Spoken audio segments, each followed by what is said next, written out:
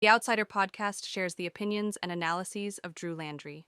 They are his thoughts, and his thoughts alone, and do not necessarily reflect every member of his audience or newsletter readers. Now, on with the show.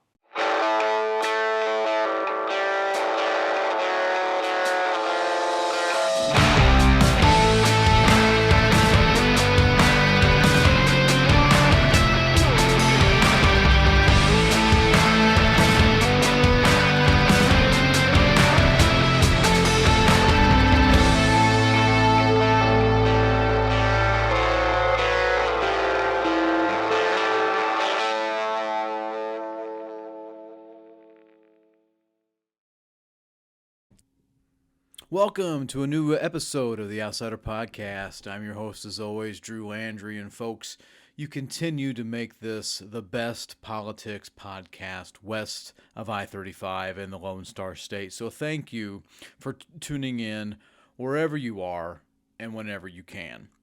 In today's episode, I have a quick trot around the bases with 4 big stories that have not been told throughout the week, at least from my own perspective. They needed more attention than what they have received. I also have a much anticipated interview with Kat Vargas, the founder and really everything of Howdy Politics, so the website, the podcast, all of that. And friends, that's a really good conversation, so stick around to listen to it. I hope you're able to really check that out. And I wrap up the episode with some reflection, and I'll get into that then. But without further ado, let's get into the trot around the bases. And first base. While it was a big anti-incumbent election for several state senators, the Indiana primary only had one true upset in its state house. 10-term incumbent Bruce Borders, an Elvis impersonator, lost his re-election bid in the Republican primary to a county commissioner named Kelly Streeter. County commissioners are a little different in Indiana than they are in Texas, but regardless of that, Borders lost. Now, this is personal for me because I've known Bruce for over 35 years. All right, he was mayor of my hometown, Jasonville, Indiana. You can look that up. And when my mother was the city's clerk treasurer, that's also how I also know him. My mother knew all. I'm sorry, not my mother. Excuse me. My father knew all of his family. All right, so this is not someone I just randomly met. I mean, I would hear stories about how involved that his family was with my dad because of the background there. My grandmother was a single mom and did the best that she really could, and sometimes people had to watch my dad, and so the Borders family was also one of those. So I know this guy. All right, he's not just somebody who you just randomly meet, and Jasonville's not the city where you just randomly meet people. I mean, you got to have some sort of a connection to really understand that entire city. It's a very, very small area. So I say this with a great deal of authority. Bruce is a weirdo. And when he's in that legislature, when he's in the Indiana General Assembly, he was always laughed at behind his back, really, by his fellow lawmakers. They'd look at him, they'd smile at him, and then he'd walk by, then they would just laugh. All right, he never chaired any major committees in his 20-plus years in the legislature. So that should tell you how little they thought of him. Despite that, how his ineffectiveness as a lawmaker, the man knew how to campaign. So he ran for office first for this particular seat. The seat, in case you're worried in case you're interested in it, was House District 45. And he ran for that seat in 2002. He lost to the Democrat Alan Chowning. They have a rematch in 2004, and there Borders wins that race. He holds on to that seat. Right? And he has some pretty close elections leading up to that. He holds on to that seat up until 2013. He lost re-election in 2012 beaten by a really good Democratic candidate by the name of Craig Battles. Battles will later resign in 2014, who and the local area Democrats find someone else to hold that seat, and so they have their election in 2014, and Borders wins that. So Borders is in there for another five terms or so, and just this past week he lost for the third time in the Republican primary. So the point is this: he's won more elections than he lost, and he is a legit good campaigner. That aside, he is an inept lawmaker without question. I mean, he is just awful. But he's a very good campaigner. I mean, the man is close to 70 years old. He honestly, folks, he needs to go away, and hopefully he will. But while the rest of the Trump-endorsed candidates for the Indiana General Assembly, now that is what people call it in Indiana. They call it that. They had a good night, but Borders found himself at the end of Lonely Street, checked into the Heartbreak Hotel. Now, that's first base. We round first base, we head into second base, and it's the president's approval numbers. His approval ratings are terrible. Matter of fact, they have never been worse. His poor numbers will, as they always do in the midterms, will come back to haunt the Republican candidates across the country, no matter how gerrymandered the U.S. districts may be. And when we look at those, they're just absolutely atrocious. I mean, when we look at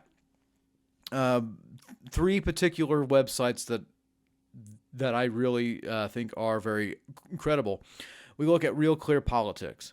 And his approval ratings are terrible. And again, I'm not making any of this stuff up. His approval ratings, as of the time where I am recording this, are at an average of 40.5%. All right, and there's been some recent ratings that have been released, and they're not good. All of the major sites have him at like 39% approval, 40%. And look, the president loves this one called Big Data Poll because that's a big Republican poll. They have him at 40% approval. All right. Another one is TIPP, 38% approval. Rasmussen. Folks, that's another Republican poller. That's another Republican poller. 41% approval. NPR, PBS, Marist poll, 39%. The Economist, 40%. Forbes, Harris, 41%. Morning Consult, which is done by Politico, 44%. That's his highest that he's gotten, 44. The lowest he ever got was from Pew, which was done a few weeks ago, where his approval was at 34%. Folks, these are just simply bad numbers. And that's the average that we see from Real Clear Politics. Another one that I often like to use is the Cook Political Report. All right, the Cook Political Report is one of the most nonpartisan, unbiased set of analysis you're going to find here. And in their poll tracker, all right, his approval is under 40%. 39.4% is his average approval when I'm recording this. His disapproval is 58.6%, which leaves about 2.5% or so of those who are undecided, which is still kind of funny to me. We can even break this down. We look at the independents, the ones who essentially decide elections in our country. His approval is even below 30%. It's 27.6%. His disapproval is almost 2/3. A little more than 2/3 of respondents, on average, disapprove of the job the president is doing. For those who consider themselves to be independents. Now, his approvals among Republicans is going to be very, very high, and it is. 81.5% of Republicans say the president's doing a fantastic job. Honestly, folks, that is a bit of a telltale sign because it should be higher than that. Like he should have like maybe 8 or 9% disapproval. His disapproval among Republicans is almost 20%, 17.2. That's not a good sign for him at all. The economic approval here, again, I'm still looking at the Cook Political Report. Those who approve of his handling of the economy, folks, it's 36.7%. It's not good. Not good at all. 60.8% disapprove of the president's handling of the economy. And we look at his approval on immigration. This is probably one of his strongest issues. 45.2% of respondents across the country, on average, approve of it. 53.3% do not. I'll go back to Real Clear because that also does issues just like the Cook Political Report. And we'll look at the economy. Again, we're looking back here on Real Clear Politics, and the president's approval for the economy is 37.4%. Folks, that's about what it is with the Cook Political Report. They're about the same, all right? People just don't trust the president. They're not happy with how things are going when it comes to the economy. We look at inflation. The president's approval rating on inflation is 29.1%. All right, Americans are not happy with the way that's been happening, that's been going on. We look at Iran. Again, I'm still using the Real Clear Politics here. The Iran numbers, the approval rating that the president has on our involvement in Iran is not really good either, but they're better than what they could be. They're better than the other. Where about 40% on average of Americans think that the president is doing a good job, just 40%. All right, that's not anything to really say that's fantastic on, okay, because it honestly isn't. Foreign policy, under 40%. We look at immigration. Again, the president's, that's probably his strongest issue, still 45%, same as that as the Cook Political Report. We even can look at the issue of crime.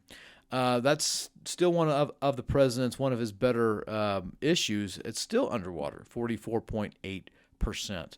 And one issue that hasn't really been asked in some time has been the respondents' their approval of the president on Russia and Ukraine. And because we often kind of forget about that, we're all now focused on Iran and all that, and rightfully so. But the president's approval on Ukraine and Russia is 37%. Folks, this is just, we're seeing a trend. And I'll tell you what that trend is in just a little bit here. But what else we need to look at is another set of poll averages that come from the New York Times. And the New York Times, again, just like the Cook Political Report, does an ongoing tracker of the latest polling and really puts that in average. And with the New York Times' methodology, that puts the president at 39% of an approval rating, 58% disapprove. Again, these numbers are about the same no matter what outlet we use here. They just haven't been good. Okay. Again, we look at Forbes, Harris X. Again, not good numbers. A lot of these numbers are just simply not good for him at all. What I think is interesting though is if we like to compare and contrast, and if we look at where the president is now compared to his first term, so his second 472 days compared to his first 472 days. So when you hear this, it'll be a little bit later, but still, these numbers are still in the same ballpark when you're still hearing this. But the president, where he is now in his first term, was at a disapproval of 9%. Like his disapprovals were above his approvals by 9%, by 9 points. Now it's 20 points. He's 20 points below water. In his first term at this time, he was 9 points underwater. Let's look at Biden. All right, we look at Biden here and his only term, 472 days in his term, he was 11 points underwater. Trump's second term here, 20 points underwater. So he's worse off in his second term than Biden was in his term. All right, Biden is kind of where Trump was in his first term. You look at Barack Obama's first, his first term, and his first 472 days. His approval ratings was actually higher. His approval was above disapproval by 4 points. And of course, George Bush in his first term, he's riding high on his approval ratings, where his approvals were incredibly high. I mean, he set the record here. Day 472 of his first term was 50. He was above water, 53 points. All right, he's going to go into that 2022 midterm with an approval rating above 60%. That's going to be beneficial to the Republicans then. But where you see the president now, where you see President Donald Trump right now, is just he's sinking, and it doesn't really seem like his supporters really care that much. Like the MAGA movement, the conservative movement, are really in tune with him. I mean, we saw that happening in Ohio. We saw that happening in the Indiana primaries. Big areas of what would be called "quote unquote" Trump country did pretty well there in those Republican primary elections. So despite in that very small niche, that very small niche of people, he ain't doing well at all. And I'm really convinced here that no matter how much gerrymandering takes place, the president's approval ratings is going to be a driving force in the U.S. House midterm election, and the Republicans losing seats in that race. I honestly thought that the president's numbers could only go up. It looks like that I'm being proved wrong here. He might actually beat former presidents Harry Truman and Richard Nixon in this limbo contest. That's amazing. I mean, those two left office with like maybe 2% people liking them. Of course, I'm being hyperbolic here, but less than 30% thought that they did a good job as they're leaving office. Not exactly what you want to have, especially going into a midterm election. Now, folks, I need to say this. You know what I'm going to say here. This is May. All right? The election is less than or around 7 months away. There's plenty of time for the president and his numbers to improve. And honestly, I'm still of the mind that there's only one place for them to really go. They can really only go up. But it doesn't look like that's actually taking place. I mean, the president says that once this whole thing with Iran's going to happen, gas prices are just going to, just drop. They're going to plummet. Okay, but we got to see it. And right now, there's been more problems in Iran and the United States than there have been progress. That's not helpful either. All right. If you dare criticize what's going on there, somehow you're an unpatriotic person, which doesn't make any sense to me. But whatever. But I think that's where we're headed here. Is that if things don't turn around, I don't know how many more times I have to really say this. I think it's like I'm a broken record. No matter unless things turn around in a very big way, and people feel the improvement, November is not going to be a good time for the Republicans. November 2026 is going to be a very bad year for them if things don't turn around. All right. That's second base. Now, let's head on over into third base as we round second and head into third. This whole polling, the approval rating of the president leads me into the U.S. Senate race. That's happening here in Texas. And it also has some recent polling. I mean, we've seen just not too long ago that the some polling done in the runoff between John Cornyn, U.S. sitting Senator John Cornyn, and Kim Paxton. Their particular race has kind of really bebopped everywhere here. You got Cornyn polls that have him up by maybe 1 point. You got independent academic, media polls have Paxton up by 3, 4, 5 points. You kind of have to wonder what's really happening here, but there's been a pretty consistent message, is that a lot of the Republicans are going to side with Paxton. Now, the elected people, they're all with John Cornyn. All right, let's just make that clear. There's a lot of elected officials who consider themselves to be as conservative as possible, are siding with John Cornyn. But Kim Paxton has this very set of grassroots people who don't like Cornyn. All right. Now, for those of you who may not be too familiar with how Republican politics work out here in Texas, honestly, folks, all roads go through Lubbock. Now, that may seem kind of funny. You may scoff at that. But Lubbock is like the heartbeat of the Republican Party, the heartbeat of the conservative place. All right, of the whole conservative side of Texas, Lubbock is the heartbeat. And you got to go through Lubbock. You have to be very competitive in Lubbock, if not win it, to really have a solid victory or a solid turnout for your entire statewide election. We've seen that happen several times.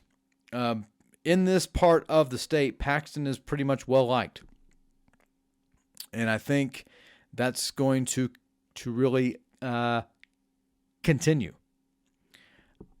Which makes me wonder here, are the elected officials in this area and around the state who are Republicans, how are they going to feel about that? Especially those who are in the House. You may have read my piece in the Lubbock AJ, or you may have gotten the piece through the Substack, is that, those in the House, those 60 Republicans who voted to impeach him back in 2023, are they now going to support him? Like, is that really going to happen? What? Like, wild. So, the runoff happens on May 26th between Paxton and Cornyn. And, folks, that's less than 3 weeks away. All right, that is a little more than 2 weeks away. Only 4 days of early voting here, by the way. Early voting starts on May 18th, and it goes until the 22nd. And that's also, the Democrats do have a runoff as well. That's for lieutenant governor. We'll see how that one really plays out here. But that aside, this polling here for Paxton and the Cornyn race it's not apparent every time. Okay, like it's not being dealt with every single moment, like it is for presidential races and all that. People will eventually talk about this, and as we're zoning in on it, it's getting more and more attention, as it should.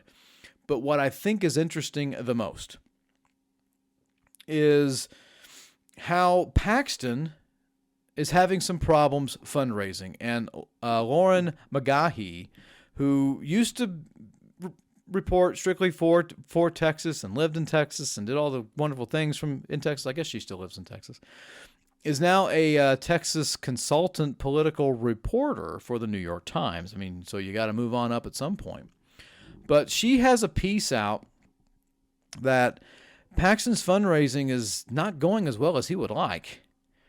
And I'm going to read you just a little bit of this here. Mr. Paxton's fundraising struggles underscore the deep rift in the Republican Party between its more business-oriented conservatives who prefer Cornyn and the hard right base that embraces Paxton's pugnacious politics.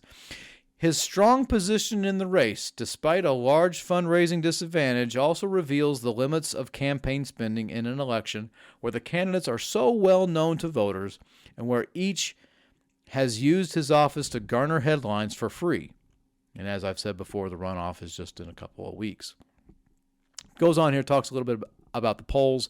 But here's a quote from a West Texas millionaire, all right, whose daughter is actually in the state legislature. One prominent Texas donor, now I'm quoting from the Times piece that McGahee wrote. One prominent Texas donor, Alex Fairley, said what was most important to him was beating the Democratic nominee, James Tallarico, not who wins the primary. And here's a quote. "It's more of a matter of saving my bullets for the general," Mr. Fairley, an Amarillo businessman, said in an interview. "Winning in November is more important." Mr. Fairley gave $7,000 to Paxton's Senate campaign, far less than the $300,000 he contributed to Paxton's state campaigns in 2021. In the race so far, Cornyn has significantly outspent Paxton and still had $11 million in his campaign and committee accounts as of the latest filing. Folks, that's 3 times as much as Paxton had on hand. In total, Paxton has raised around $13.5 million between his campaign and the committee supporting him. Paxton didn't comment for it, but there have been things that he has said before. He presented his fundraising gap as a strength, and so this is what he has said here out on the campaign trail.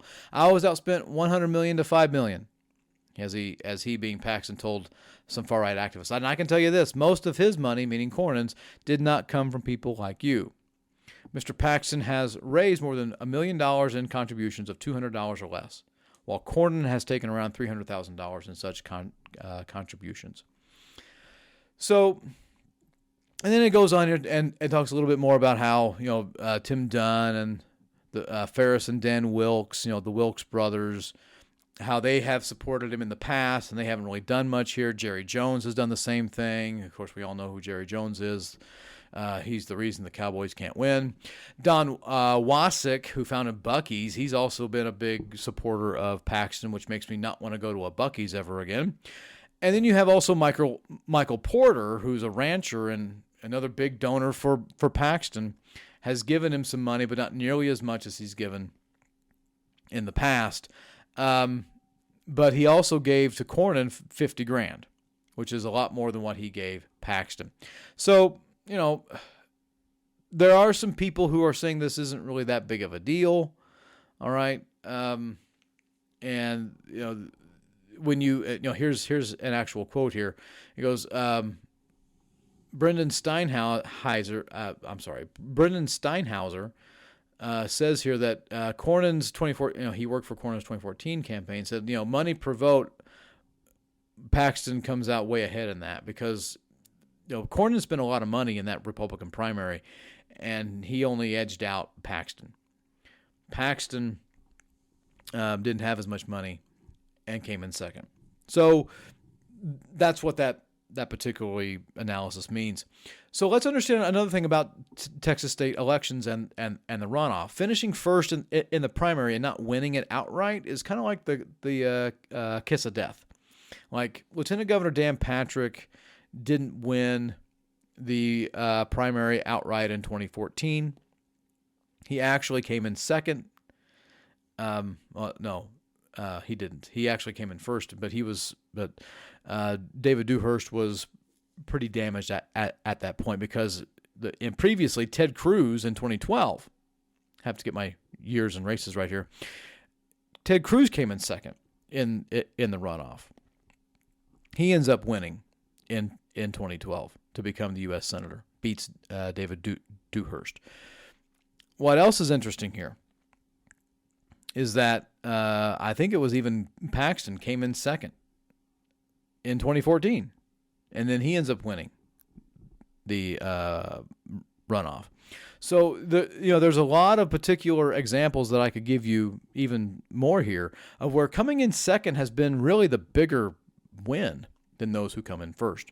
So the point here is that Paxton is not bringing in so much money as Cornyn, but it seems to me that he's still going to be knighted by the Republican Party. He's going to be their nominee. Now, Kat Vargas and I talk about that in our interview, which I'll get into later. But even at that point, if the Republicans do that, they have to really answer this paradox that they will no longer believe in morals and character, that no longer is a thing for them, or they stay at home. That's the problem that Paxton brings. Now, that was third base. We round third. We're coming home, and the big story here again that really hasn't been covered. There have been some others that have been that I'm not getting into, but we're right back to the gas prices. National average, according to a AAA, national average is $4.54 a gallon, and that's the key driver in inflation and the driver for the president's poor approval ratings. The economy is going to matter, and until it doesn't, this president is going to continue to be underwater. And so if you voted for this, this is what you signed up for.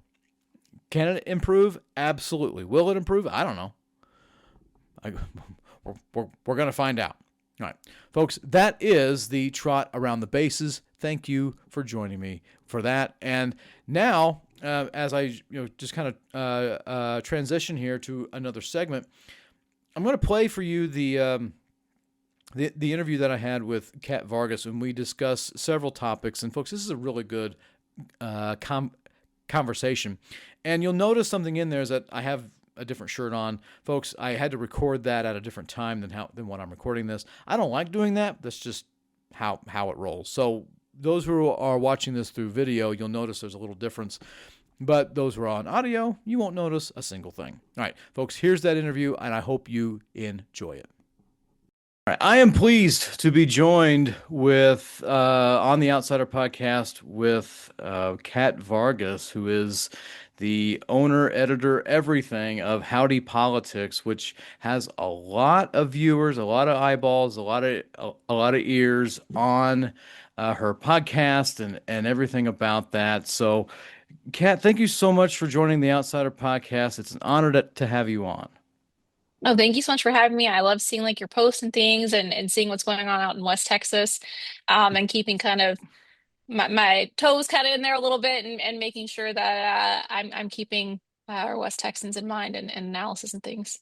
Wonderful. Well, it's always appreciated that this part of the state gets some attention, and there's bigger things happening, but yeah, so appreciate that. So really what I'm interested in is, like, what made you want to get involved in politics? What made you want to get started with this podcast?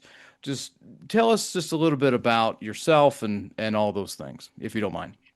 Yeah, so I was a strange kid. I've always been interested in politics. My parents didn't talk politics at the table. I knew how they voted, but just wasn't something that, we really talked about. And they didn't want to talk about it with me. If I brought it up, it was a no, it was a no-go. So I was a strange kid. And I distinctly remember going into my room and shutting on the door and sneaking C-SPAN and thinking that it was riveting. Like I was in like fourth grade, loved it. I remember watching um Bush's State of the Union. My parents didn't watch. I watched and was just really interested in what was happening and wanted to be part of those conversations. Later on, I had written some paper about women's role in the military. I think I want to say it was like seventh or eighth grade. And or no, I was in sixth grade because it was when Cornyn first went into office. And I still have the letter from John Cornyn that he sent back. But I remember Secretary Rumsfeld also sent a physical letter to my house. And my mom was livid because I had given a stranger on the internet our address. And how did I know that was really Secretary Rumsfeld? Um, so that was funny. So I've always been interested, but then, I go into college. I kind of become disillusioned, as one does. And it was like I'd worked on, kind of on a campaign. I said, never again. I'd seen behind the curtain, was like, it's not for me. I'm done. But then I had kids, and that changes things. And what really kind of hyper accelerated, I still was paying attention, but in 2018, we had the El Paso shooting. And that shooter was from my community. He had woke up one morning and drove 650 miles to murder 23 people who look like my husband and our three boys. We're Latino. And I remember sitting in bed that night, we gotten the kids to bed and talking to my husband about, when we went to the store and things. At that time, we had two kids. And it was okay, I'll cover the baby and you cover the oldest because you're bigger and we have to be logical about this. And it was in that moment that something just broke and this is not normal. This isn't logical. Like we can't live this way. And so by chance, my congressman had a coffee that was scheduled that Monday. It was via Taylor at the time was my congressman. I go, meeting does not go well. And he basically is very dismissive of concerns. But I was sitting at a table with someone that was wearing a red Moms Demand Action shirt. And I was like, I think we're probably fighting for the same thing. They invited me to a local meeting that was happening, and so I showed up, and then I just kept showing up. Eventually, I was the deputy chapter lead of the Texas chapter of Moms Demand Action. But I noticed online that there was kind of this void. I saw accounts like Emily in Your Phone that talked national politics and elections and policy and all the things. We didn't have that in Texas, especially on the Democrat side. Definitely not on Instagram, which is where I primarily built my following. We did have people like Sarah Gonzalez on the right who have built up on YouTube and on Twitter, but there really was this pocket that I saw on X where we could reach young moms like me who otherwise were not engaged. And I tried to find someone else to do Howdy. I had the name idea. I was like, hey, I think this name is great. I think all this is great. I don't know how to do any of it. And so I went to different activist friends and I was like, hey, you should go do this thing. And they're like, no, no, no, Kat, you should go do this thing.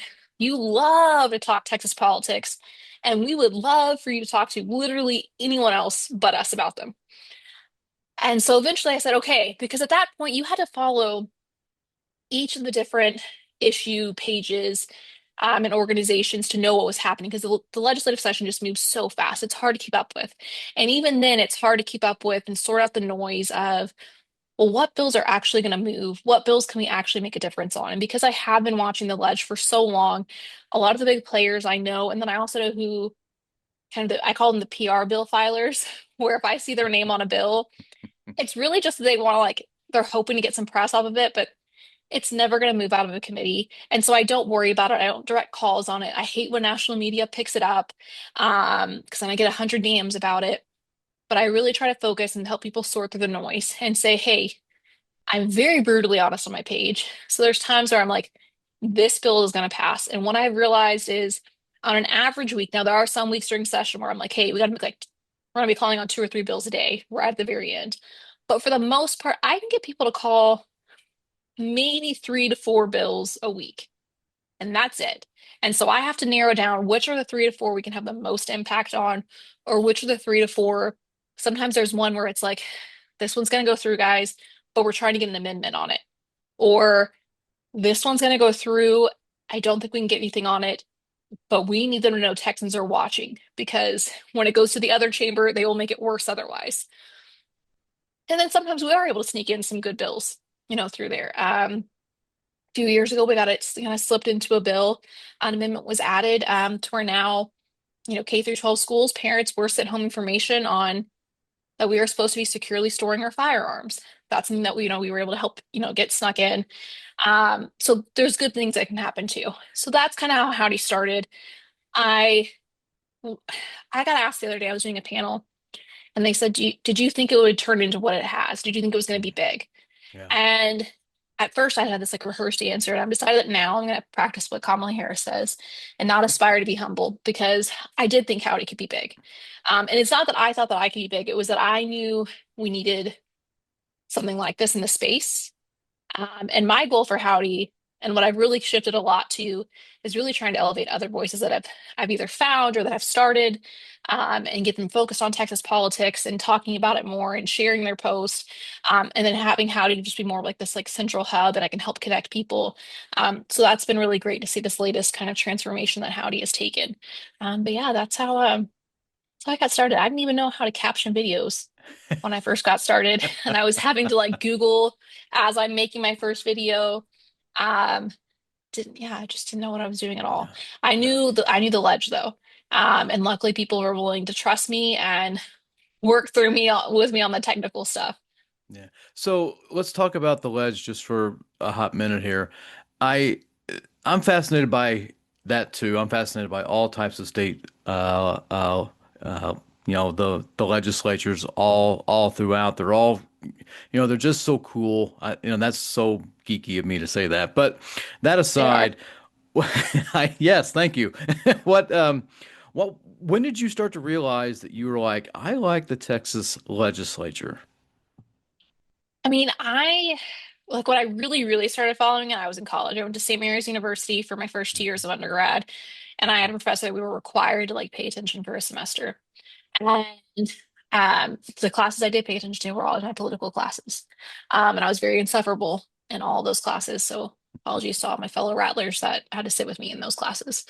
Um, but I was kind of tracking it then, and it was realizing more of what the ledge did. But even going back to it, I talked about when I had written these letters about, women's roles in the military and kind of the glass ceiling in the military. I remember at the time, Kenny Marchant was my state rep at the time. And I was in like sixth grade. I didn't know anything. So I'm writing my state rep too. And he's like, hey, I don't do that. I have no control over the military. Um, Here's the things I do control. And then just because I couldn't let that go, I was like, well, let me look at what he does control. And I figured out how to like look up some stuff. And I was like, well, this is what I want you to do on it was like schools and stuff. But it was college is when I got really interested. And I kind of followed back and forth. But when I really, really was keeping up and getting involved would have been the 2019 session. That was the first session that I was, there in person. And then in 2021, it even accelerated even more in that one. But yeah, no, in 2019 was the first time that I was there at a 2 a.m. Mhm. waiting to testify in front of the Homeland Security committee. Yeah, I mean that takes a lot of, just a lot of you know, perseverance, a lot of, just to want to go there and just to do that, to sit there, I don't know, for till 2 a.m. I don't know how long you were there. You probably had to be there all day and just to testify. That's awesome for you to really do that. And you got to see the 2019 session, which was way different than the 2017 session. So you're probably Yeah, I 2019 is don't know when it really what you're started thinking shifting. about that. The wheels started coming off in 2019. Okay, yeah. Um, but 2021, I think, was when it got even worse. I mean, that's Hmm. when we saw voting rights really under attack. We saw Yeah. permitless carry that did pass.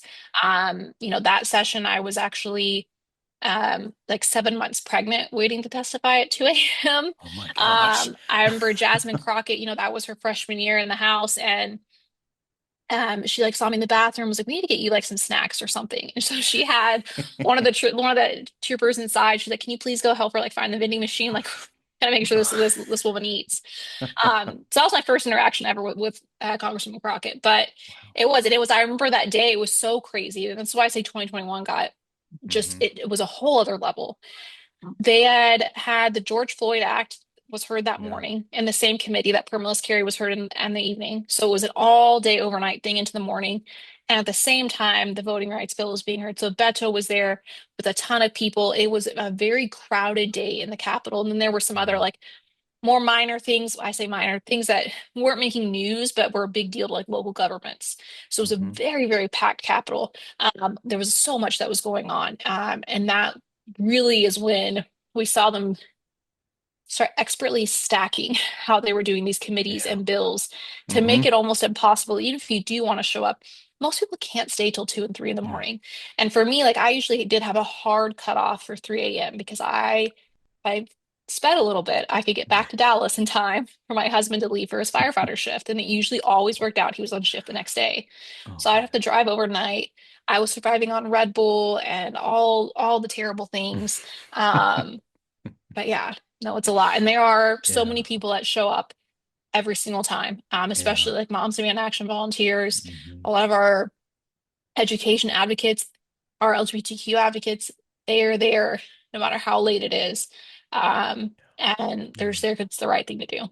Yeah, that's awesome. That's awesome. I mean, that spoke a lot. I mean, even when we look at, those who were part of the Uvalde families, they realized, some of these never got involved at all, and they got there very early, and they had to stay very, very late, and some of them didn't even get to be heard, and that was the only time they're going to go. I mean, what a terrible type of experience for them because they didn't know, and Yeah, now and they Kimberly do. Rubio testified. She said that, Yeah. waiting for 13 hours was like Yeah. waiting to hear that my daughter wasn't coming home. Yeah. Um, I remember like Ah, how awful that hearing was and how yeah. hard fought it was to even get that hearing. Guillen was the chair that year of the Hmm. committee, was really trying to vote. Republicans didn't want the publicity of this hearing. Right. But credit to those families who did not give up. And that was also when Howdy, that bill, which was to raise the age to Hmm. purchase and possess firearm or assault style weapons to 21, was the first time that we really saw Howdy's power as well. Because I worked with, at that time I was still the deputy chapter leader of Moms Demand Action, but I was also working with the families, and I had a script up. So we were able to track who the calls were coming from, if they were using, my script and everything else. Um, and we drove thousands of calls in a 36, 48 hour period. And eventually we were able to help the families to get that bill voted out of that committee because of it. I remember it was so bad that Burrows sent his staff home early once it did get voted out because we were calling, calendars so frequently, and he just they wanted to stop. So I said, because then I was like, well, cool. If they're not going to answer the phones, who can I get to go sit outside of his office? We had people outside of his office. It was a whole thing. And we did at least get it voted out of committee, which was a big deal. We had two Republicans that flipped from it. That's One of them right. kept his seat. Mhm. It was a really big deal, and really showed the collective power of when people are making these calls, it really does get attention. And that one was a Yeah. lot of calls. But for a Yeah. state rep, if they get like 12 calls on a bill, that's a big flag. That gets a lot of Yeah. attention. So we're able to drive a lot of action, that we can't really replicate the federal level unless we have these massive followings. But we did see, that through social media, we can drive more calls than even like some of the organizations that have email lists, because we're all just like scanning through emails and we get so many, especially during session. And I think my followers have realized, hey, if I'm asking you to call, it's going to make an impact. And they're Yeah. able to sort that out. And again, I'm reaching people who are not otherwise engaged. They're not Yeah. on those email lists, or if they are, they're not the ones that are religiously, checking and opening and reading them all. Right. Right. Yeah, that's absolutely. You know, I'll never forget that session, that 2023 session. And, it was just kind of like what you just said there. Yeah, I was really shocked. And, I've been studying politics most of my life. I'm shocked when I get shocked. Like, why are you surprised about that? But that was one of the big moments I thought, well, wow, they just got this particular bill to actually keep moving forward. That's, you know, Well, and thought part of that what thought pushed that was that, DOA, yeah. well, and part of what pushed it was the Allen shooting, because it Hmm. happened Oh yeah, just before that's the right. deadline to get it out of the committee. That's right. And, what was so just an additional thing that was terrible about it was when I had testified on the bill originally in committee, I had said, that my husband's, a first responder in Allen, and he had come home from training one day, and it said, we are training, you know, to respond and not to, we're training to arrive to dead bodies and triage for those who we think might be lucky enough to live. And then 2.5 weeks later, I get a Hmm. text shooting at the outlets, I'm okay, and then nothing for hours because that's what he was responding to. Yeah. Yeah. Um, and one of the Republicans that did flip, who did end up losing a seat, two of the victims were his constituents, and Yeah. that played a role in his flip, and him seeing that. Yeah. Uh, so it did. It played a huge role. People were willing to that Monday really just storm the Capitol and were loud, and the cheers were so loud, calling on them to Hmm. raise the age. You could hear it on the live feed from inside the floor, which was remarkable, and that's how they got it pushed. And I remember someone had sent me a photo at one point. Jarvis Johnson, who has since left the legislature, had gone up to Guillen's desk and he banged his fist down and he said, "Move this bill. We have the votes." Um, and I'll always be grateful to him for that. Yeah. That he was not willing to let it go.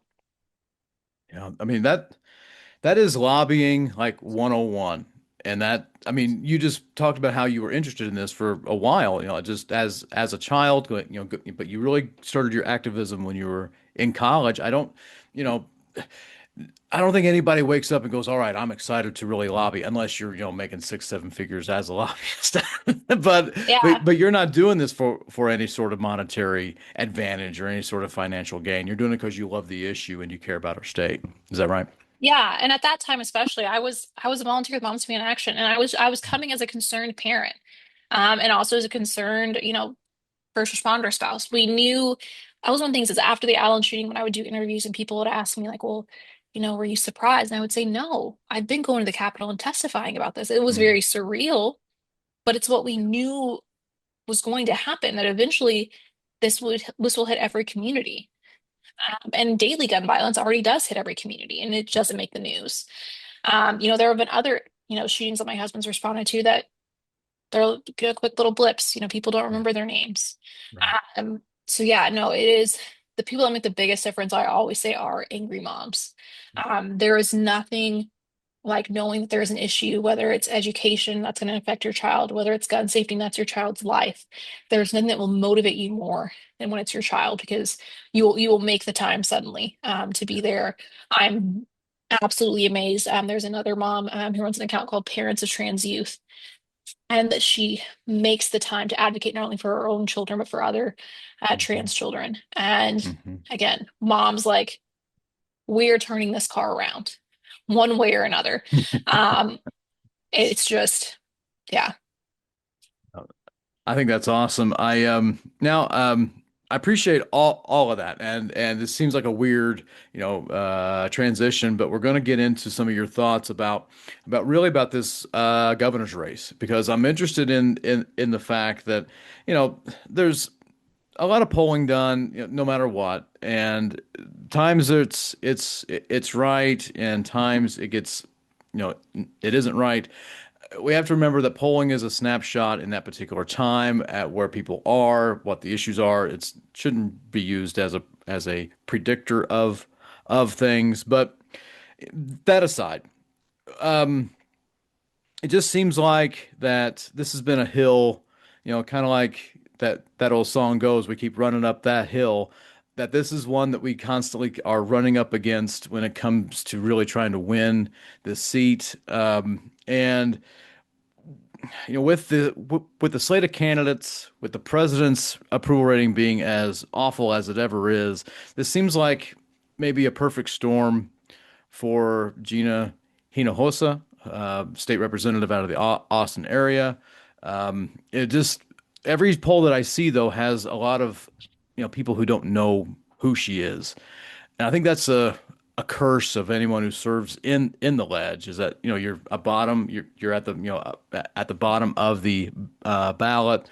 You got to work for that name recognition. What do you think? Let's just say, for instance, she's listening to this particular episode, which she is. Hi, uh, but what kind of advice would you give to say, hey, you got to let's push your name ID up there. And I think Gina's actually doing it really, really smart. She is going to be, resources are going to be hard, in this race. But I will give the biggest props. Over summer and throughout, um, this year, I've said that I was critical. There was a slate that we had hoped would happen. Yeah. Gina originally was going to run. I'm so sorry. Gina originally was going to run for comptroller, and when she saw that none of the men, all the men were too scared to go against Abbott. He had $100 million that he's sitting on. They're all too scared. I apologize. My dogs are like, right now is the time. They're like, I know there's something brewing. He's got $100 million. No one wanted to go against Greg Abbott. And Mhm. Gina said, I'm not going to sit here and just have him run unopposed. Like, that's not real. Or have someone that doesn't have experience get elected. Like, I will run. Like, this is ridiculous. And I have so much respect for her for that. Like, Mhm. Gina, out of everyone that's going to be on your ballot, Gina Nahosa has the biggest balls of anyone that is on there. And I will like run through a wall, for her. But I think she's doing a lot of things right. Right now, people are kind of, we're not in that high season of, get out the vote, and so people are a little bit disengaged right now. Mhm. She's being smart and not spending a bunch of resources, but she's gathering a really good team of Texans. It is not, a Yeah. consultant heavy, DC campaign Yeah. or anything, which is something that I'm always very critical of, because that language doesn't transfer down Yeah. here. Um, it's not the same priorities that we have down here, and people just can smell it. They don't like it. And what Mhm. the Trump era has shown us more than anything is people want authenticity. Yeah. And so I do True. appreciate that she has a very Texan team. Her like regional organizers are very plugged into their local groups and organizations, which is extremely important. It's how she was able to clear the primary so easily, even though it was Mhm. very crowded. And I think going forward, her continuing to work on that. I know in Dallas, she's got a big block party that's coming out. I think she's going to have to rely on some help for some bigger names coming and helping her. I think, we're probably going to see her with Beto more. We did see her in El Paso with him, but I think probably some more events with him. So Ruben Gallego came down and did some stuff with her. She is going to have to rely on those things more. Yeah. I know she's hired a really great social media director. That is a really cost efficient way to get her Yeah. name out. But I also tell people because they're like, oh, I don't know, I don't hear about Gina and da da da da. Like at selection, I'm like, it is on all of us to help Hmm. elevate her name. Hmm. Because at the end of the day, are we going to sit here and be like, well, she's not running ads on TV for me to see, which one, it's too early for that anyways. Or we're going to say, Hmm. hey, I know my friends and family don't know about her, so I'm going to be the one to go educate them. Yeah. And so I think we really are going to have to just accept that that ownership has to be there and that we are all going to have to be fighting like hell. This is not going to be easy. Yeah. She doesn't have the name ID. She doesn't have Mhm. the fundraising that Abbott has. The only way that she's getting across is if everyone is rowing in the same direction and really Yeah. pushing hard, and just being brutally honest that this isn't going to be like when Beto ran, that yeah, we needed volunteers and to show up, but we didn't have to tell people about who he was whenever Right. he ran, and we're going to have to do that this time. Yeah. You made a really good point about, the whole financial part. The right likes to make a big deal about George Soros. They're like he's the boogeyman. He's the big, but the right has their like a whole host of all these multimillionaires and who just give just no matter how much into our Texas state races, whether it's, Jeff Yaz or one of the Koch brothers who's still alive. I can't think of his name. All it's just the list can go down and down and down of all these people who just can just say, here's a $5 million check right there. And it just cracks me up that somehow their side of all the people they can just give all this money to is fine, but one guy is just, I mean, that's the only one that they have. I mean, Tim Dunn, he's got all this money, just gives whatever. Ferris Wilks gives all this money for all this stuff. It just really frustrates me that the right complains about, well, the left's got all this money. And it's like, wait a second here. No, that's not always the case here. I mean, look, O'Rourke was just a fantastic fundraiser. There's no question about that. Abbott is too, but Abbott has too many, people on the hook who want his stuff. I mean, there's a reason Jeff Yass gave him $4 million. So anyway, I think that It went fundraising up to ability. 10 total that he got Yeah, from yeah, him. yeah. Exactly, Yeah, but exactly. it's true, and we on the left have to get over it too about money because Yep. we really villainize like our people, like you said, and it's with content creators too, where it's Hmm. like, well, no one should get paid and all these things, and we see on the right. I mentioned Sarah Gonzalez. Yep. I really think if you want to look at, so much attention is given to, the West Texas billionaires, and you mentioned, Dunn and Wilkes, but a lot of that was also, you know, the Blaze saw Sarah Gonzalez in her rinky-dink blog. I don't even think she had 500 followers when they first found her. But they said, you talk crazy just like we do, and you focus on the state. Let's give you some money. Let's plug you into our network to help you expand your audience and really invest in you. She is one of the pivotal people in in turning the ledge as extreme as it's gotten.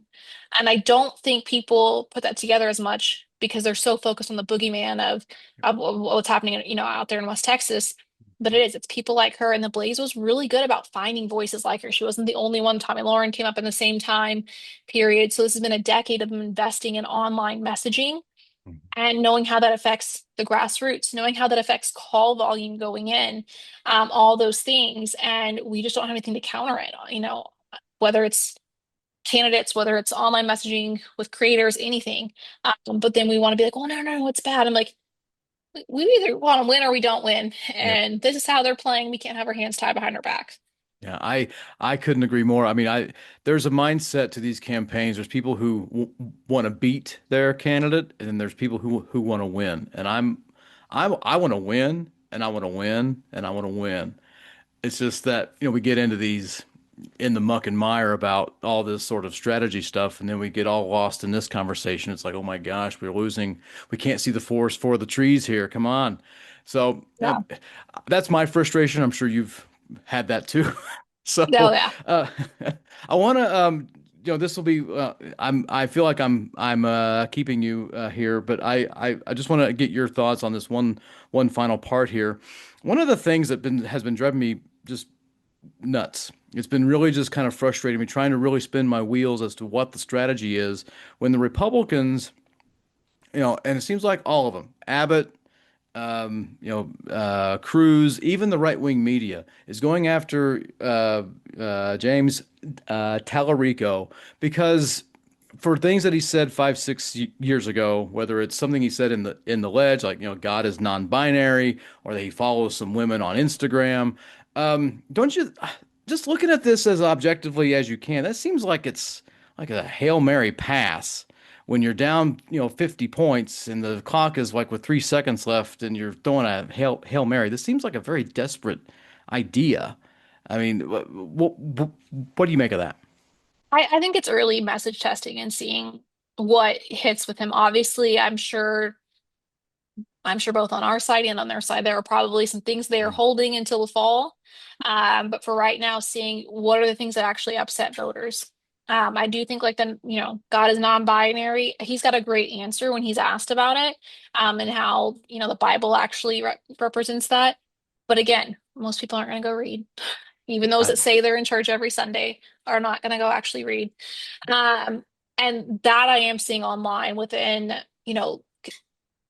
independent moderate circles, that is sticking for them. So I think that's what it is. I think it's more of that message testing because they're not behind right now. The polling, there's been some polling that shows them, but most of it's still undecided. And Mhm.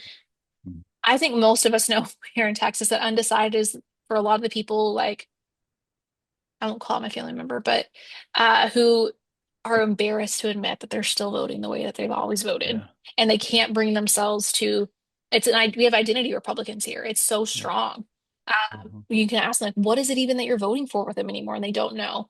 Yeah, Um, so I don't think it's that, but I do think he's the biggest threat on the ticket. And they know, just like in 2018, where it was Betcha that really carried the ticket, if they can kind of take James down, that's it, which is why it was always weird to me that it was not want to do against Abbott because of that money. Abbott's going to spend on that Senate race. yep, He's got $100 million. Gina's nowhere close to that. So he's going to allocate a lot of resources there. He's going to allocate a lot of resources to the state house seats he's going yep, to target. Um, it will not, you know, I think probably the race he'll spend some of the least on might even end up being his own race, depending on what happens with Gina's fundraising. Um, because he also understands something that we struggle with on the right. He understands by building up those House seats that are competitive, those voters that show up for his selected candidates, his preferred candidates, he's endorsing, are also going to vote for him. They're not going to yep. go down and vote for their state rep and leave a Right, top blank. So right. he gets those votes too. We on the left are just not as good about that. We Yeah, think like, oh, we got to run our own race and we resource hoard and all these things. Um, where your local candidates are much better equipped to get out the vote because they're the ones that are out knocking doors and have the yep, volunteers and all those things. yep, Whereas when you're running a statewide campaign, you just don't have as much of a feel on the ground, as those yeah, local candidates do. So again, I think that's kind of where our fault is. I hope we see that change more. yeah. We've seen little flashes here and there of him campaigning with down ballot candidates. Hmm. Usually it's been there was, a Dallas clerk race that he got involved in, as he's trying to repair relationships with Black voters. Hmm. We Yep, know he's been yep, involved with Bobby Polito, where again, that's yep. an advantage to him with Latino voters. Hmm. I want to see him just saying, "This is a competitive seat. Here I am." Yeah, yeah. We've got, Plesa and HD 70 in Collin County. Hmm. I want to see him there. That's one of our top defensive seats for Democrats in the state house. I want to see him there. I want to see him with Christian Carranza down in San Antonio. Really, all these really competitive races that we have. And even, I'm watching the HD 41 primary real closely. Yep, Whoever ends up being the nominee, I want to see him supporting them. That's going to be a very competitive race and will for sure be one of Abbott's targets. And we have to keep that. Um, so yeah, yeah, hopefully as we get through spring and once the runoffs are done, yeah. we see some changes in that and we see Democrats as a whole really working together. I think right now we're still kind of reeling from the primary, and then also Mhm. people are tired. People are Oh yeah. just starting to kind of zone out from things, even when we're sharing about stories from daily detention center. They're not getting the attention that they did when it was Liam Ramos, because people are like, well, like last week there were the kid in San Antonio, the Labrador family that was picked up at the Yep. school bus stop. I'm like, well, I've heard of this happening before, and Yep. we're just becoming so desensitized. So it is hard to keep people focused right now. Yeah, that's a really good point. I just to kind of further this, and then I'll ask you one final question. It just seems so interesting to me that I'm fairly convinced that Paxton's going to be the Republican nominee, and I'm just thinking here, you know, that how can you have a character conversation with Kim Paxton as your standard bearer? How can you have any sort of conversation about leadership with all that, with just the contrast between them? It seems like that race would be more of I'm against this. I'm not for this. I'm against.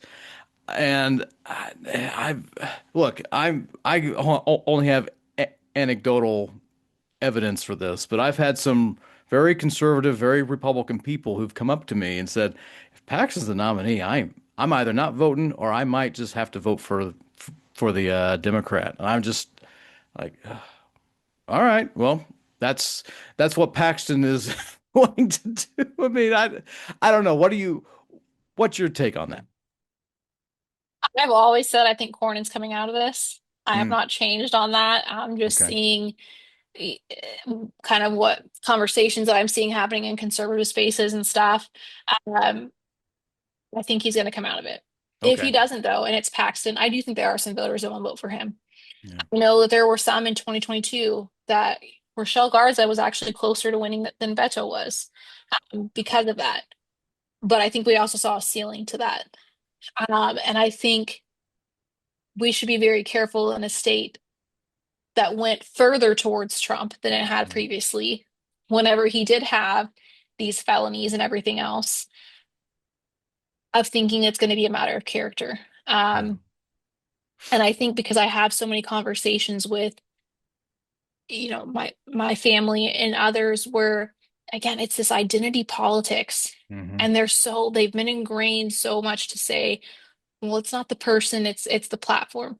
Of course, Yeah. none of these people realize the platform is actually a document, because when I'm like, well, what part of the platform do you like? They don't know.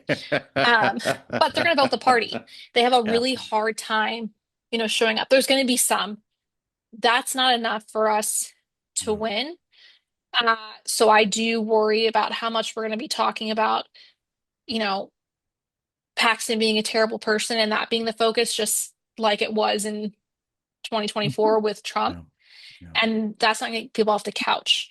Yep. I think what we're seeing in a lot of these special elections that we're seeing, including in Taylor Met's race up in Tarrant County, Yep. when people are flipping, everyone's like, oh, it's because people are so excited about the Democrats now. I'm like, no, people are just so angry right now and Yep. they're feeling disillusioned. And his campaign did a good job of going and finding them and That's right. getting them off the couch. That's right. So my concern is how much we're going to focus on that and versus genuine outreach and giving people something to vote for. To where, in some ways, I feel like if it's Cornyn, he's obviously going to be harder to beat, but I think our strategy to beat him will be better because we Yeah. won't be able to rely on just, oh, he's a bad person and he did this to his wife and whatever. Uh, Yeah. I think we'll have to be much sharper on messaging, and I do think that's good. But yeah, I think it's going to be, I think it's going to be Cornyn. Just Okay. there are too many people. I mean, even like Bush is involved now, and he like has stayed out of everything since he's left. I think there's Yeah. too many people that just do not want to see Paxton succeed. And unfortunately, in these races, like money does decide a lot. Yeah. It is hard to reach voters when you don't have money, and the big donors don't want their name attached to them right now. Once he's the nominee, they will all coalesce around him with no problem. Hmm. So we'll see what happens Yeah. um, for that. Okay. Well, we will see. I'm excited to find that out. I do Um, wish their primary would last forever though, because yeah. it's hilarious. The jabs they have at each other, like uh, Cornyn set up a fake dating app for him, all these things. Like it is just that's why people are upset about like our Senate primary. I'm like, you should see what the other side's doing. Like we're gonna be fine. yeah. People are gonna be upset for a little while, and then we'll all be Yeah. fine. Like Yeah. it's You nothing know, like I, that. I was going to ask you just one more, so I lied. I want to ask you about this. Whenever we talk about past Senate races, we kind of skip over the 2021. Do you think it's because of the COVID and the pandemic type of campaign, or do you think it's just the fact that MJ just No one did? remembers MJ. Yeah, And that was my question. Yeah. I think it's no one remembers her. It was so bad. And then also, I think what we're also forgetting, or if it is Cornyn, then this is my fear with Cornyn. Right now, we've got the Scott Presslers of the world that are posting these videos of Cornyn before, Trump and saying like, oh, he Yeah. wanted to look at asylum, especially for DACA recipients. Mm-hmm. And in 2020, that was kind of his message again, where he was like, Trump was on his way out. He was going to save himself. He was very publicly distancing himself from him and was like, nope, absolutely not. And so a lot of voters felt comfortable with him because they're like, okay, well, he's not Trump, but I can still vote Republican and feel good about Mm-hmm. myself. And it's not Trump. Yeah. I think once this runoff is over, I think we could see that happen again. I definitely think if he serves another term, he'll start separating himself because he's going to want to get reelected again. Um, I think for right now, though, obviously he's going to be completely, aligned. Yeah. So I think that's part of why people forget. But I do think what's interesting about 2020 was we did have a similar thing in that Senate primary on the Democratic side with this Mm-hmm. divide with Black voters with Royce West, very Mm-hmm. famously saying he wouldn't support Hagar in the general. And Yeah. I think it caused us to think what was happening this time Yeah. was not going to be that bad because it was bad, but it was on a smaller scale. It was very regional. Mm-hmm. Royce West was very beloved in Yep. the Dallas area. He was not a household name the way that Crockett was. Right. Um, this wound felt deeper, and then it's also that a lot of voters remember that, especially Black voters, and they're Yeah. saying, "Well, then you told me it wasn't this. Now we've got someone that has the star power and all the things, and you're still telling me this." Yeah. So I think 2020, I wish we did talk about it more because I Yeah. think probably we wouldn't be in as rough a position as we are as a party right now Yeah. had we learned some lessons there or just realized, oh wait, this is not going to be like 2020 where it's a few voters that it's going to upset, but nothing, huge. Tyler is going to really have to work to earn that vote back. I think he can do Yeah. it. It's Mm-hmm. just going to take work. And I think for his supporters, especially online, Yeah. they're going to have to give room for him to do that work and those criticisms. And I think you and I had a good exchange on this where it was instead of telling Yeah. people, oh, you're wrong or whatever, Yeah. saying, I'm going to go take this to the Yep. campaign and I'm going to fight with you to make sure he does those things. Yep. Um, that is the most helpful thing that his supporters can do right now is to Absolutely. help those who are upset feel heard. Yeah. I hope we start to see more of that. I've been very careful. I'm sure you've seen how I'm talking about this. I don't want to talk over Black voters, Yep. but then also my focus is on our down ballot that's not Yep. getting the attention, and where I have the biggest concerns, especially with what happened to the Supreme Court last week. Yep. I'm sure you've seen on Yep. X. It is all but a given that one of the top agenda items for the 2027 session will be to redraw the state ledge maps. I've been told the congressional map is also a possibility again, depending on how they do with the current map. I mean, obviously, if they do really well, they're going to be like, nope, leave it. But if they don't, Mm-hmm. we'll just redraw it. Yep. So us winning as many seats as possible is important. And us electing Gina is extremely important because I don't think we're going to win 14 seats. I think we're Yeah. going to pick up quite a few. I think Mm-hmm. we have a good chance to have a blue wave, Yep. but we're not going to get 14 to get a majority. Yeah. We, with her having veto power, us gaining more seats, I think we can at least get a decent map that minimizes the damage they can do. And Right. if they try to get one that's really bad, she can veto it altogether. Absolutely. You know, so this is my last, I promise, the last question is, you know, I've, I love the legislature. I love the House is just a whole different monster than the Senate, just whole different things. The House had a long standing, this whole like, this long-standing agreement, if you want to think of it like that, that it's going to be that the House Speaker race is going to be as nonpartisan, as bipartisan as it possibly can be. I don't think that's going to be the case anymore, especially with with even a lot of Democrats who helped elect this particular state rep to be the House Speaker, they weren't rewarded for that at all. And so now I think things, we're gonna see the Washingtonization of all of this. And so I ask you I say all that to get to this point. That also went into not going after each other in House races. And again, I think that's gone too. Um, do you think that's going to really like harm any sort of working relationship that the House Speaker had and going after some of the Democrats who helped get him elected to that gavel?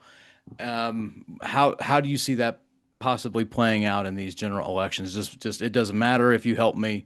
Republicans are going to I'm helping them out no matter what. I really think that Democrats should have always known that was going to be the case. Hmm. With Hmm. Burrows, we got nothing out of that deal. The one thing we did get was that the vice chairs were supposed to be able to put a bill on the agenda. And that was like, you know what, that's great. Like, at least we can get something. They were all too scared to do so because they were told they would lose their vice chairmanship if they did. So it never happened. That was the one thing we got out of that deal. Now we did hear a lot of people got favors and things, but I also think Burrows is going to be weakened because two of his big supporters, I don't want to say supporters, but two of the people that really helped get the caucus to rally behind him were Tallarico, who will no longer be in the House, Hmm. was one of his biggest allies. Yeah. Even in the 2023 session, he like helped with votes, had signed on to his bill that requires the armed security at school campuses that was heavily criticized. He was on the floor whipping votes with Moody for that for Burrows, and that relationship's gone. I think Woo's going to be entering in damaged as caucus leader. I don't know that he will be the caucus leader next session. Yeah. People had big feelings, members had big feelings during the quorum break about how information was handled, how money, was moved and things like that. I think some of that's going to depend on how he shows up in this election for his members. That's another one that Burrows really needed. Now they didn't get along in the way that Tallarico did, but he at least could work with people.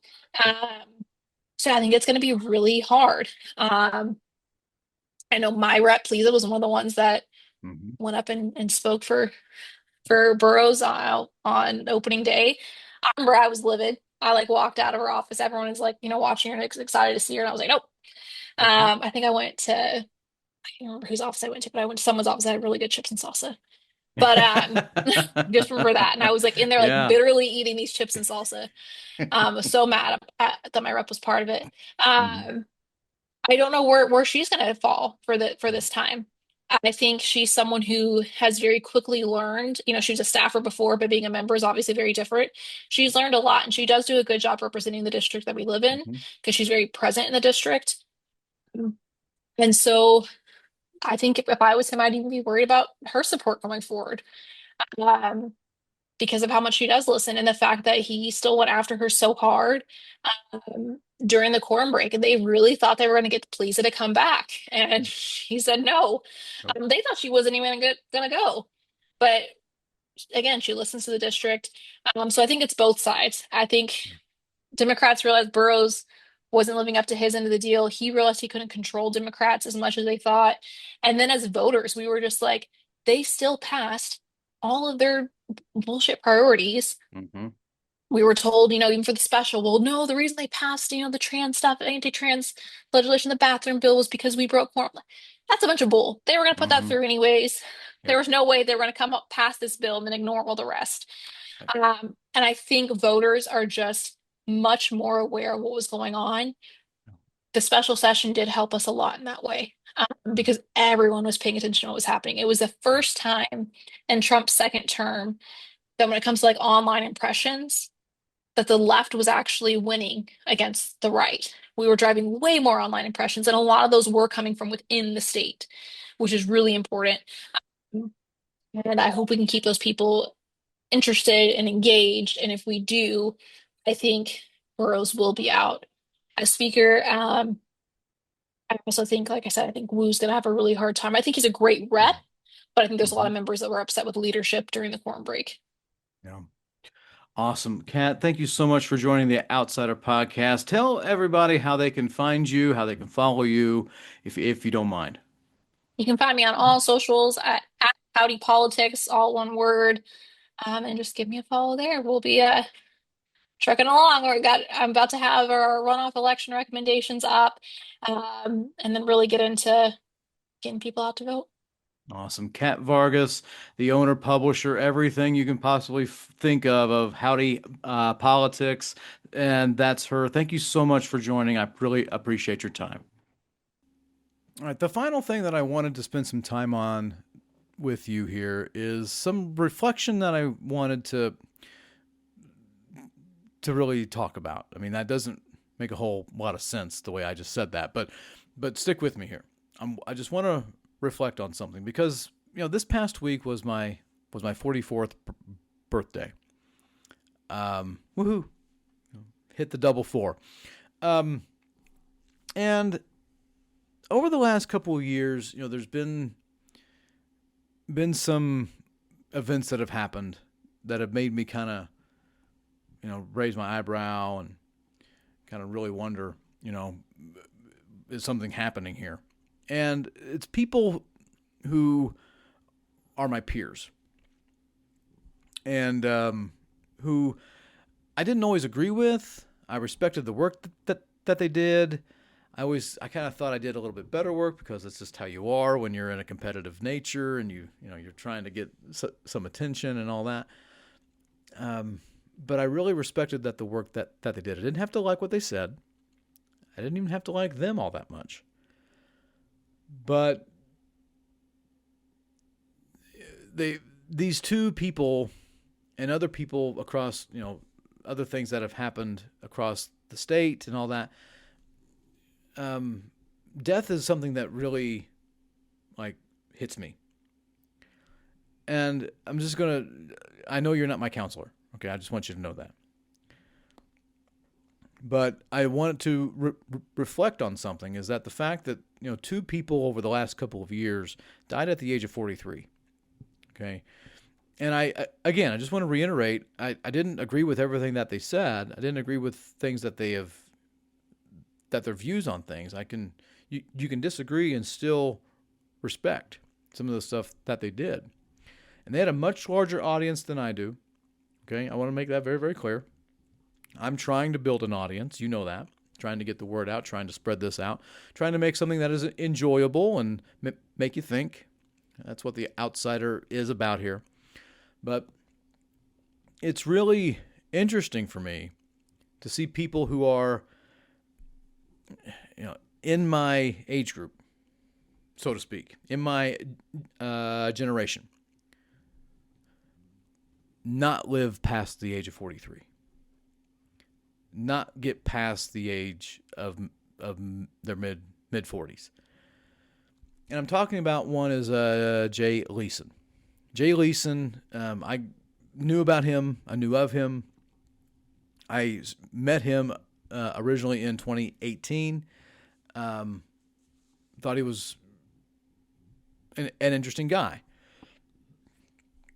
We kept in touch. We talked. He had a radio program on Wade Wilkes' station at KRFE, and we got along pretty well. I mean, he introduced me. He was my connection to former House Speaker Pete Laney. He's the reason that I still have a relationship with the former House Speaker. I wouldn't have gotten that if I didn't talk to him. So I'm very grateful that I got to meet Jay and I got to really speak with Jay. I didn't spend a lot of time with him. He had his own set of issues. Okay, I'm not here to talk about anything like that. But he became very sick, and by the age of 43, he passes away. And then another guy out here in West Texas who had syndicated radio programs was Chad Hasty. Again, I didn't agree with everything Chad said. All right, I didn't, but he had a much larger audience than I do. He'd been on the air much longer than I have, He worked very hard to establish the type of business relationship and the audience that he got. He earned it. But I was able to come on his show when I first when I ran for office. I was able to do that on 2017. I'll never forget it because I was on there the day that I found out that my favorite singer, one of my favorite singers of all time, Chris Cornell, passed away. It was a pretty big day. But that aside, Chad let me come back on his show. We had good conversations. Again, I don't agree with everything Chad said. You don't have to. But he put in the work. He worked really hard at it. And, the last time I saw him was around Christmas time in 2024. No. I'm sorry, 2025. My bad. One of these areas, one of these little businesses around here, one of these local businesses here in Lubbock had this gigantic turnout for a new hot chocolate. And so my wife and I went, and I just happened to look up, and I saw Chad. And I walked up to him, I shook his hand, asked him how he was doing, and it was the last time I saw him. And then I get a phone call telling me that, this, last week or so that, Chad passed away at the age of 43. So this has been something that I've been thinking about. I am not always a believer in a coincidence. I think there are signs, and I think there's things that you want to pay attention to. I don't know what all that they mean. I don't claim to know what they mean. But when people who I come into their space at some point in their life, like we cross paths, and I notice that something, happens to them, that has an imprint in my head. And so it's interesting to me that as I go on, there are people who should be here with me, and they're not. And it's not. It's an interesting thing to really think about your own journey, and how seriously that we should take life, and how unseriously we should take life, and how fun we should have with life. And not everything, real life is not social media, and so I've been trying. I'm going to try even harder to make some, mend. I may need to mend some fences, but there will be people who don't want to mend fences with me, and that's on them. That's not on me. But I will say that, there might be more times for me to reach out, especially to some people I haven't talked to in a while, because once you're not here, you're not here. There is no go back button. And so you don't want to be downtrodden by past actions. You don't want to have any sort of regrets for things. So living without regrets, having this sort of thought that, let this be an action, let this be a lesson, And and so that's one part. The other part is the fact that as I go on, I think of people who aren't here anymore who I was very close to. All right. You haven't heard me talk about my grandfather. You probably won't. Very big person in my life. So was my father. Okay. My mother too. Very big people in my life. And while my parents are still here, and I talk to them as often as I can, my grandfather is not. And his voice is with me. His attitude is with me. A lot of things about me that you may know come from him.